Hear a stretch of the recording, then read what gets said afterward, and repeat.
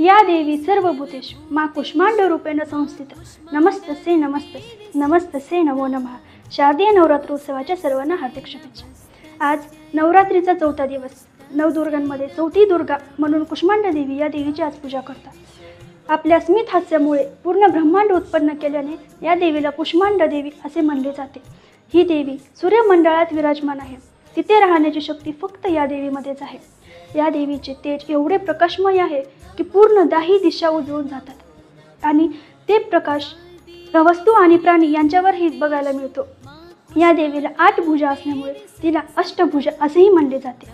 हिच्या हातामध्ये कमंडलू, धनुष्यबाण, कमळाचे फूल, चक्र, गदा, अमृत कलश आणि जपमाळ इत्यादी वस्तू आहेत।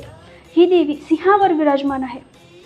कुष्मांड देवीची उपासना केल्यामुळे आपल्यामध्ये कोणताही आजार असो तो आजार बरा होतो, आपले आरोग्य सुधारते।